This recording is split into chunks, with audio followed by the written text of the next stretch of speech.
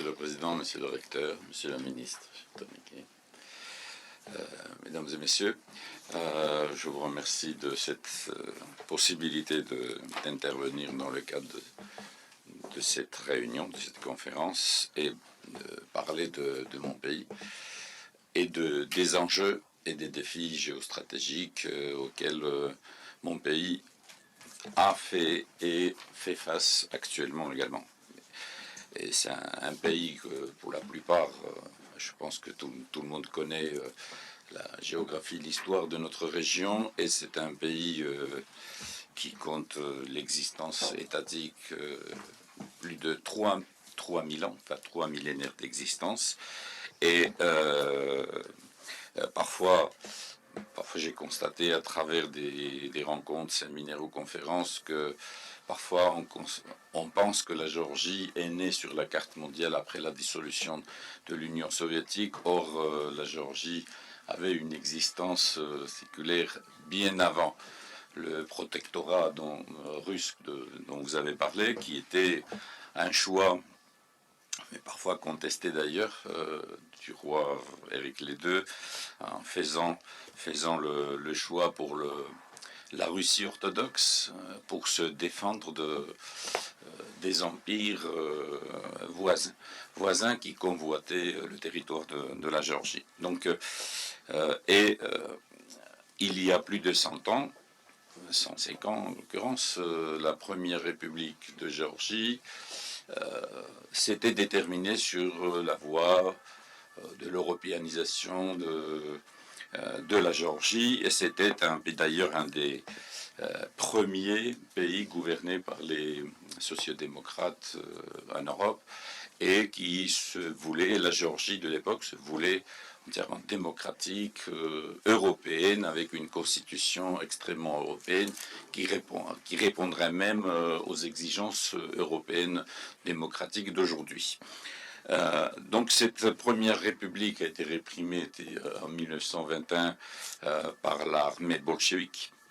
Et donc quand on parle des défis géostratégiques, malheureusement dans notre région, et la situation géographique détermine la politique étrangère de notre pays aussi, parce que nous sommes obligés de faire face et de tenir compte aussi de la réalité géographique.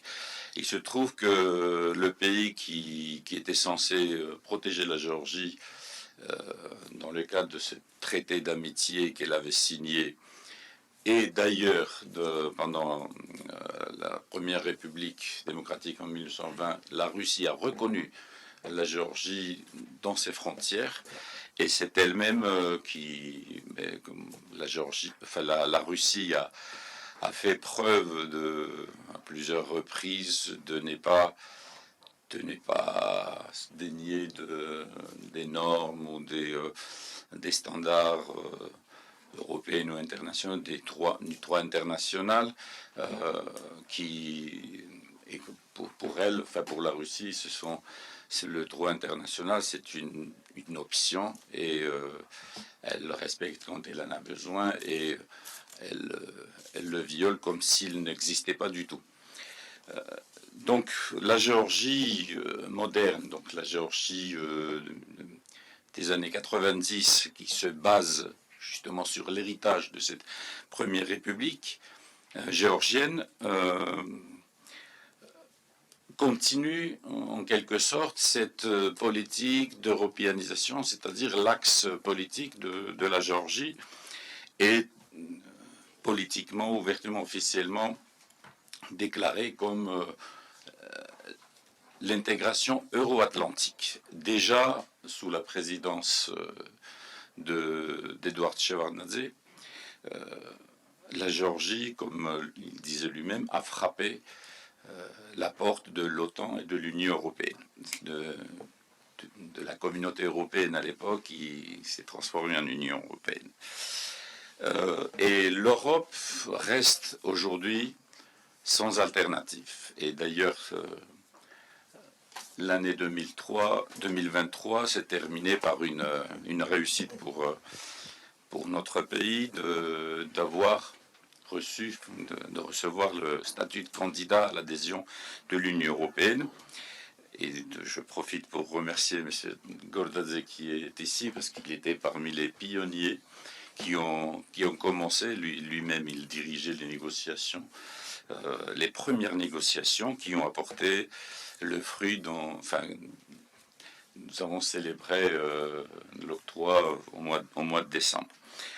Donc, la Russie, naturellement, et vous avez, dans votre discours, Monsieur le Président, a dit que vous aviez mentionné que pendant les conflits sécessionnistes, etc., et qu'avec les conflits ont été endigués avec l'aide de la Russie, mais finalement, ce sont les conflits qui ont été créés par la Russie.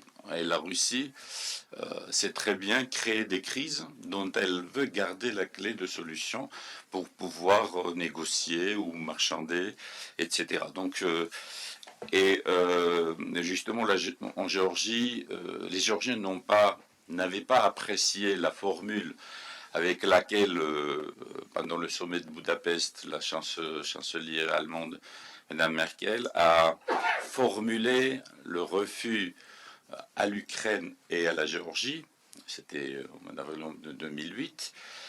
Elle avait dit, tant qu'il existait sur ces territoires les conflits gelés, que l'OTAN ne pouvait pas considérer l'adhésion de ces pays. C'était exactement la formule que souhaitait entendre la Russie, parce que elle se débrouillera toujours pour garder les conflits gelés et les conflits pour pouvoir affaiblir ces républiques, ces pays, et se montrer aussi et se poser en tant que médiateur ou une puissance détenteur,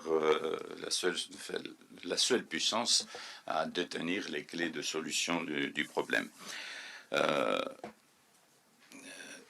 Concernant la région du Sud-Caucase, naturellement, j'ai parlé que l'Europe, c'était la voie sans alternative de la Géorgie. Et pourquoi? Parce que l'Europe, pour la Géorgie, ce n'est pas juste une obsession vers laquelle nous voulons aller avancer, mais c'est une stabilité, c'est une garantie de sécurité, de prospérité. Bien sûr, nous voulons avoir plus de prospérité, plus de développement économique, mais surtout avoir aussi les garanties de sécurité, parce que quand le pays se trouve dans cette zone de multiples turbulences politiques, donc nations si peu nombreuses ont besoin aussi de se sentir en protection et protégées.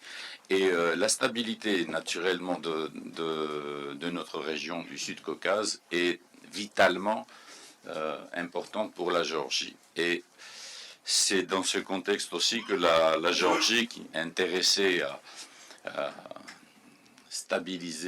la stabilisation de la situation, y compris par la fin pacifique du conflit de nos pays voisins entre l'Arménie et l'Azerbaïdjan.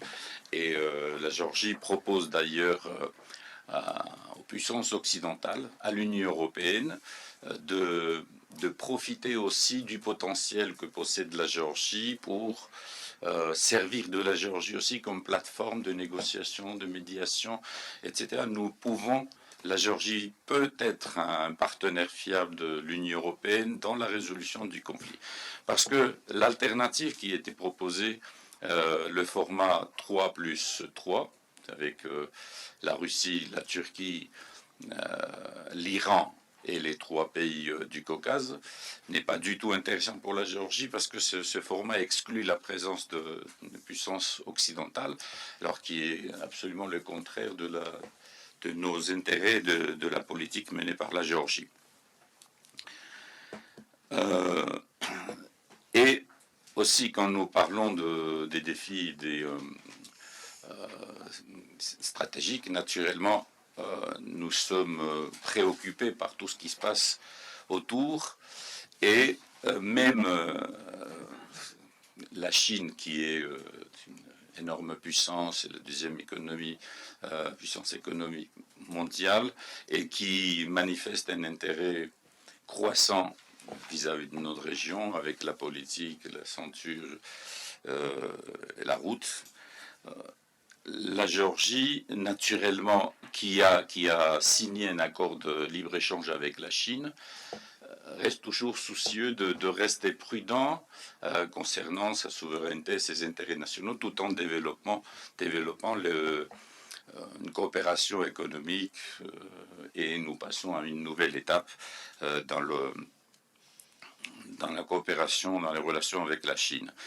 Et la Géorgie aussi voit un enjeu également et appelle l'Union européenne à s'intéresser davantage à notre région, à être plus présente dans le Caucase du Sud, parce que c'est la présence des puissances occidentales exclut les abus ou les ingérences aussi d'autres puissances qui peuvent avoir aussi des intérêts et qui ne sont pas favorables, qui ne pourraient pas être favorables à la stabilité, à la paix de la région. Et également pour la mer Noire, parce que la mer Noire, qui a été pendant longtemps considérée comme la chasse gardée ou la zone privilégiée de la Russie ou même de la Turquie, alors qu'il y a bien d'autres pays aussi du bassin de la mer Noire. Et je pense que la mer Noire aussi, dont nous sommes également, nous avons le littoral avec la mer Noire, pourrait devenir une zone très importante également pour l'Union européenne, pour l'OTAN, etc. Et la Géorgie, pour la Géorgie, il est d'un intérêt vital aussi de contribuer à ce que l'Union européenne s'occupe de la mer Noire. Parce que l'un des enjeux de l'invasion de l'Ukraine ou de la guerre, cette guerre injuste que la Russie mène depuis le 24 février, c'était aussi pour contrôler la mer Noire. Voilà, c'est l'intérêt de la Russie. Donc, avec tous ces défis auxquels la Géorgie fait face actuellement, l'Europe et l'Occident, l'intégration européenne de la Géorgie semble à la population de la Géorgie et au gouvernement aussi la seule voie sans alternative, je voulais souligner aussi, pour pouvoir développer son économie, mais pour pouvoir garder cette cape aussi et de rester dans le respect des valeurs occidentales. Alors, je dis sincèrement que les diplomates sont tenus à une certaine réserve, donc je ne peux pas m'aventurer à proposer une analyse plus approfondie de la région, des enjeux. Et c'est très brièvement ce que je pouvais dire pour tracer un peu les enjeux qui nous entourent dans cette région. Merci beaucoup. Merci beaucoup, Votre Excellence, pour cette analyse pertinente et diplomatique. Mais avant que je donne la parole à Madame Lalonde, si vous permettez, je vais vous poser une question, puisque après peut-être on va oublier. Vous avez dit comme quoi la Géorgie n'est pas d'accord pour les 6, c'est-à-dire l'Iran, la Turquie et la Russie. Et de l'autre côté, c'est Azerbaïdjan, l'Arménie et Géorgie. Oui. Et vous souhaiteriez d'autres puissances. Ces puissances-là, c'est qui? Quelles sont les puissances? L'Union européenne, par exemple. L'Union européenne, l'OSCE, des organisations qui ont parfaitement l'expérience de travailler pour la résolution des conflits et de négocier la paix et la stabilisation. La légitimité de l'Union européenne de faire partie de cette plateforme réside dans le fait que l'Union européenne est voisine de la région, tout comme la Russie, l'Iran et la Turquie. L'Union européenne est désormais par la mer Noire. Et en plus, maintenant, vous avez des pays comme la Géorgie, des pays candidats. Donc ce n'est pas une puissance extérieure qui serait... Son implication ne serait pas artificielle. Parce que c'est l'argument qu'on entend de la part de la Russie, notamment, sans nommer les deux autres. La Russie, l'Iran et la Turquie, ce sont des puissances qui sont sur terrain.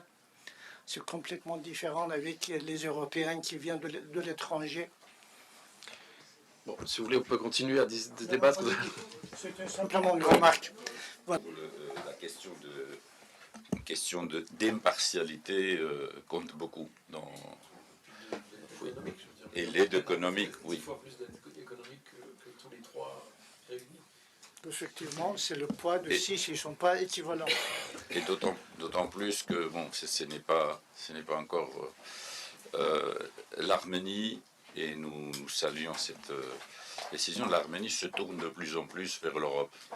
Donc, s'il se trouve que demain, la place de l'Arménie sera aussi à l'Europe, c'est au peuple arménien de décider de sa politique étrangère, mais nous commençons déjà à avoir les premières consultations pour partager notre expérience sur la voie de l'intégration européenne.